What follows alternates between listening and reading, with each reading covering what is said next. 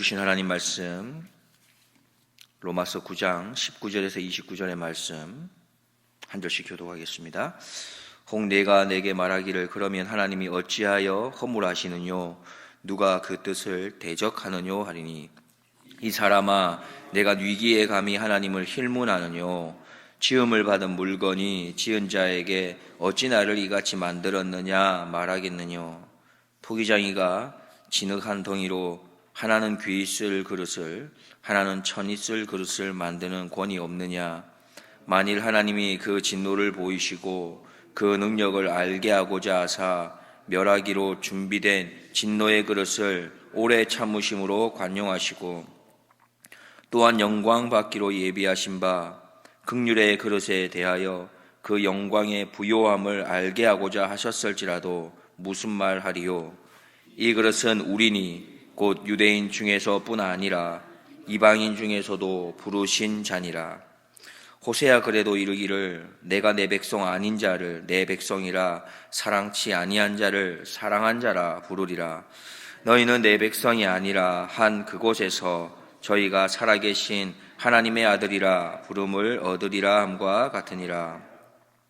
또 이사야가 이스라엘에 관하여 외치되 이스라엘 뭇 자손의 수가 비록 바다의 모래 같을지라도 남은 자만 구원을 얻으리니 주께서 땅 위에서 그 말씀을 이루사 필하시고 끝내시리라 하셨느니라. 함께 보겠습니다.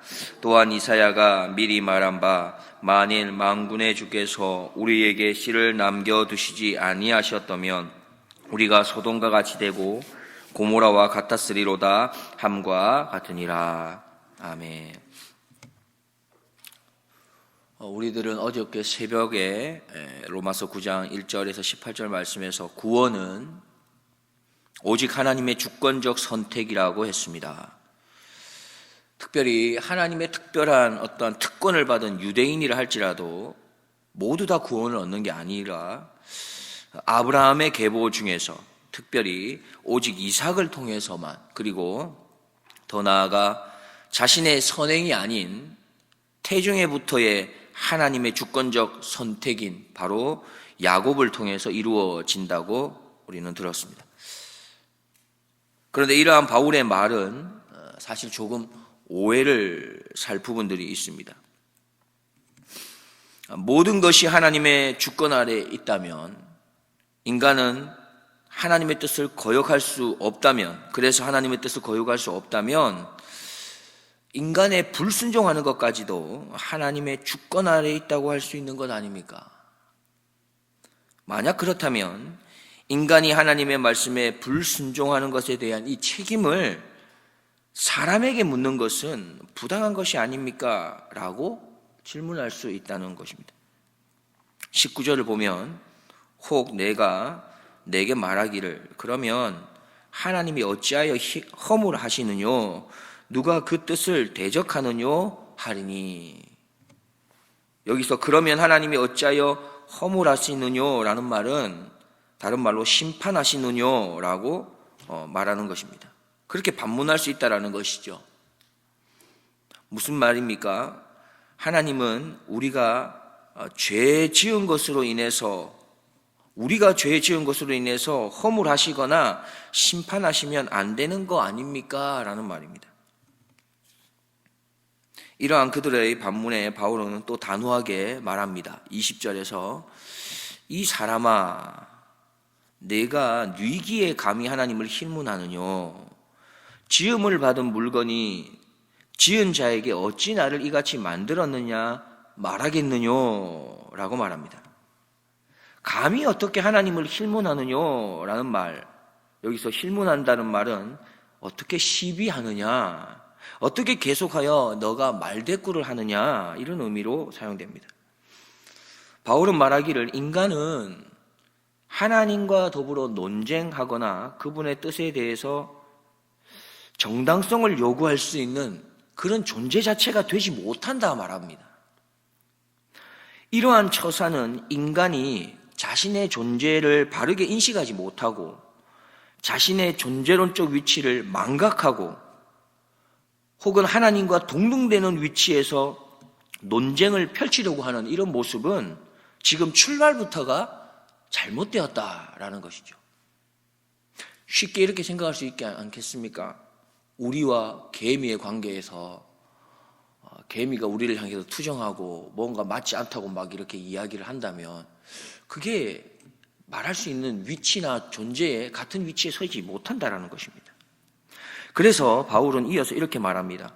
토기장이의 비유를 들어서 말하고 있죠. 21절에 토기장이가 진흙한 덩이로 하나는 귀 쓸 그릇을 하나는 천이 쓸 것을 만드는 권이 없겠느냐, 그런 것입니다. 하나님의 출발은 창조주다라는 것이죠. 그리고 우리의 출발은 피조물이다라는 겁니다. 이것을 먼저 알고 출발해야 한다라고 말씀합니다. 창조주 하나님에게는 어떤 그릇을 만들 것인지에 대한 권한이 있는 것이며, 피조물인 그릇은 만들어진 그 그릇에 합당하게 쓰임을 받으면 될 뿐이다라고 말합니다. 그것이 바로 하나님과 우리의 출발선임을 먼저 기억해야 한다 말씀하고 있죠. 22절 말씀입니다. 제가 22절 말씀을 조금 이해하기 쉽게 세 번역으로 읽어드리겠습니다. 하나님께서 하신 일도 마찬가지입니다. 하나님께서 진노하심을 보이시고 권능을 알리시기를 원하시면서도 멸망받게 되어 있는 진노의 대상들에 대하여 꾸준히 참으시면서 너그럽게 대해 주시고 했습니다. 여기에서 진노의 그릇은 우리가 앞에 17절에서 소개한 바로 애굽 왕 바로와 같이 회개하지 않는 사람, 그들을 말합니다. 그런데 하나님께서는 이렇게 진노하심이 예비된 자라도 즉각 심판하지 않으시고 오래 참으시는 관용의 하나님이라고 말씀하는 것입니다. 23절을 보면 또한 영광 받기로 예비하신 바 긍휼의 그릇에 대하여 그 영광의 부요함을 알게 하고자 하셨을지라도 무슨 말 하리요 했습니다. 우리 앞서 22절에서 살펴본 진노의 그릇을 바로 오래 참으시고 관용하시는 것은 하나님의 능력을 알게 하고자 하는 것에 목적이 있다고 했습니다. 그리고 23절에서 긍휼의 그릇에 대하여서 또 동일하게 오래 참으시고 관용하시는 것은 바로 하나님의 영광의 부요함을 알게 하고자 있다 말씀하십니다. 22절과 23절에서 동일하게 참으시고 또 관용하시는 것은 동일한 하나님의 섭리입니다. 그러나 그들에게 초래되는 결과는 전혀 다릅니다. 긍휼의 그릇은 하나님의 영광의 풍요함을 인하여 구원의 기쁨, 하나님 나라의 성취를 경험하게 된다면, 진노의 그릇은 회개의 기회를 주시는 하나님의 동일한 오래 참으심에도 불구하고 결국 자신의 마음을 강팍해 하여 스스로 심판의 길로 향하는 것이죠. 우리가 기억할 것은 바로 모든 자는 기본적으로 하나님의 긍정적인 선택을 받을 자격이 없다라고 하는 사실입니다. 이게 무슨 말입니까? 하나님께서는 인간을 창조하신 것, 바로 불순종으로 그리고 에덴 동산에서 쫓겨난 이후에도 계속해서 하나님께서 은혜로 찾아오시는 것, 또 아브라함을 통해서 이스라엘 민족을 선택하신 것, 더 나아가 그 민족을 통해 메시아가 오게 하셔서 구원의 과정으로 인도하시는 이 모든 것이 바로 하나님의 전적인 긍휼이고 은혜라고 하는 사실입니다. 다른 말로 말하면, 즉 하나님이 그렇게 하지 않는다고 해서 하나님에게 잘못이 있다는 것이 아닙니다. 그런데 하나님은 우리를 향해서 은혜 베푸시기로 선택하셨다는 것이죠. 지금도 구원 과정을 이루어 가시기로 선택하고 행하고 계시다고 하는 사실입니다.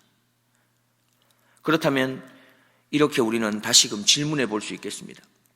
하나님이 완전 죄인인 우리들을 향해서 구원의 과정에 참여할 수 있도록 그 뜻을 정해놓으신 것은 그것이 잘못이라는 것입니까? 라고 물을 수 있겠습니다. 계속해서 24절 이하 26절을 보면, 이 그릇은 우리니 곧 유대인 중에서뿐 아니라 이방인 중에서도 부르신 자니라. 호세아 그래도 이르기를 내가 내 백성 아닌 자를 내 백성이라 사랑치 아니한 자를 사랑한 자라 부르리라. 너희는 내 백성이 아니라 한 그곳에서 저희가 살아계신 하나님의 아들이라 부름을 얻으리라 함과 같으니라 했습니다. 바울은 하나님의 구원의 문이 유대인뿐 아니라 모든 이방인에게도 열려 있음을 말씀하면서 호세아를 예를 들어 설명합니다. 호세아의 아내인 고멜은 창녀 출신이고 결혼 후에도 여전히 품행이 바르지 못하고 방탕하지요. 고멜이 마지막에 아이를 낳았을 때 하나님이 이름을 로암미라고 짓게 합니다. 그 뜻은 내 백성이 아니라라는 뜻인데, 하나님께서는 호세아에게 이렇게 말합니다. 내 백성이 아닌 그 자녀를 사랑하라 말씀합니다. 그렇습니다. 여기에서 하나님의 선택이 어떤 선택인지를 우리에게 보여주십니다. 하나님의 선택은 자기 백성이 아닌 자를 사랑하시는 선택이 바로 하나님의 선택이었던 것이죠. 그런데 이러한 그분의 선택이 어찌 잘못되었다 할 수 있느냐라는 것입니다.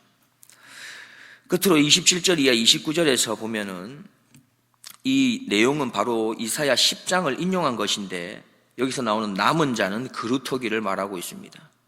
우리가 아는 것처럼 그루터기란 나무를 다 베어내고 남은 것을 말하죠. 또 경우에 따라서는 씨, 종자를 표현하기도 합니다. 우리의 모습만을 생각해 보시면 우리는 남은 자를 하나도 남김없이 심판하셔도 이상할 것이 없는 것입니다. 우리가 우리의 모습을 본다면 우리를 하나도 남김없이 심판하셔도 우리는 할 말이 없다라는 것이죠. 그러나 하나님의 의와 하나님의 사랑을 하나님께서 나타내시기 위해서 하나님께서 그루터기를 남겨놓으신 겁니다. 농부는 아무리 흉년이 들어도 내년에 뿌릴 종자는 손대지 않는다고 하지요.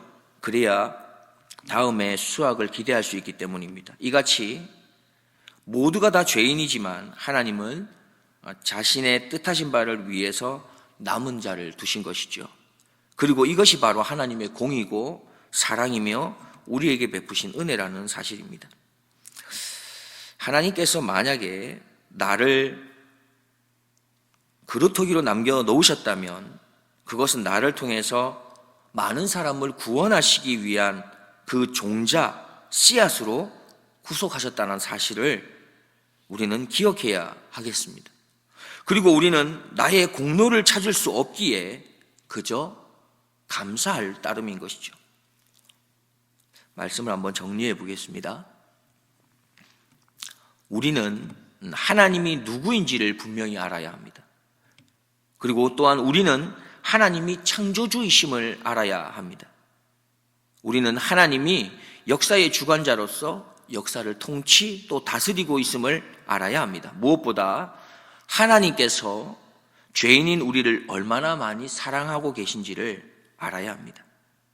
우리가 하나님을 바르게 알지 못할 때 우리는 하나님이 하시는 일에 대해서 의문을 가지고 우리의 생각대로 판단하면서 하나님보다 자신의 생각이 혹은 더 나은 줄로 착각하는 그런 낭패에 빠지게 됩니다. 그래서 우리는 기억해야 합니다. 하나님은 토기장이시며 우리는 그릇일 뿐이라는 것을. 창조주 하나님께서 그르신 우리를 어떻게 대우하셔도 우리는 할 말이 없는 존재라고 하는 사실입니다.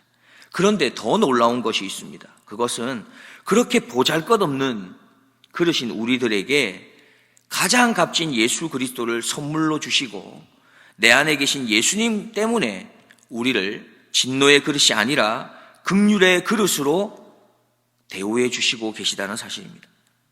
이 사실을 믿고 이 사실을 확신하고 살아가는 인생은 어떠한 상황 속에서라도 하나님을 찬양하게 되어 있으며 감사할 수 있으며 오직 하나님의 뜻을 이루는 삶을 따라 살아갈 수 있는 것이죠.